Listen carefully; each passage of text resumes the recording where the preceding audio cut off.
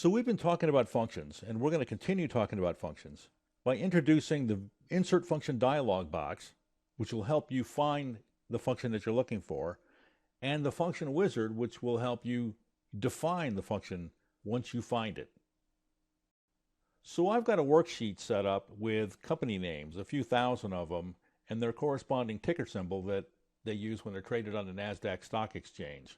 We're going to use the VLOOKUP function, a little bit of it, to introduce the insert function dialog box and the function wizard. The insert function dialog box can be launched in one of three ways. You can launch it by left-clicking the function icon on the formula bar.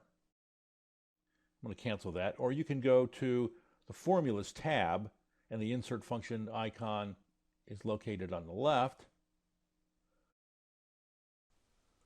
Or you can press Shift F3, which the screen tip will tell you. But before I do that, I'm going to go into the cell that I want to enter the function into, and then press Shift F3 to get the insert function dialog box back. Now, the first thing you see at the top is a field that you can enter some content into and have Excel search for the function that you're looking for. But we don't have to do that because we know we're looking for the VLOOKUP function. And we know it's in the lookup and reference groupings. And these groupings are the exact same ones that you find on the function library, the financial, date and time, math and trigonometry functions, etc. The VLOOKUP function is in the lookup and reference group.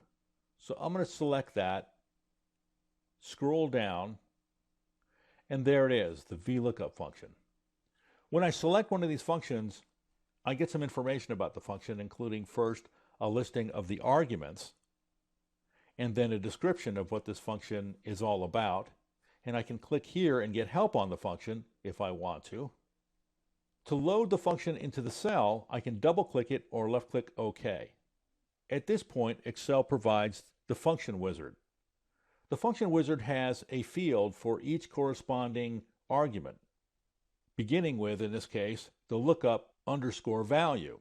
The cursor is blinking in that field, and I can either enter a value by typing it in there, or I can collapse this down and select a value directly by clicking on a cell. I can expand that back out. The table array, and I don't have to collapse that down to select a value into a cell. In this case, I'm going to select a range. By selecting the data point in the range, pressing and holding the Shift key, right arrow over one time, press the N key and the down arrow, and I'll have selected that entire table, which is what I want to do. It's a listing of all of the stocks. And the column index number is the number 2. Now, we went through that kind of quick. We're going to talk about VLOOKUPs in much greater detail later on. I just needed to use the VLOOKUP or SUM function as an example when we're looking at the function wizard. The final argument I'm going to define to be false, because that's going to allow me to find an exact match.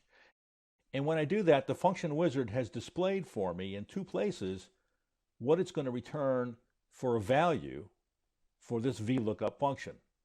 I'm going to left-click OK, and the VLOOKUP has looked up in the range that we defined the company name, Dell Inc., and returned for me the value that's in the second column, which is the ticker symbol DELL.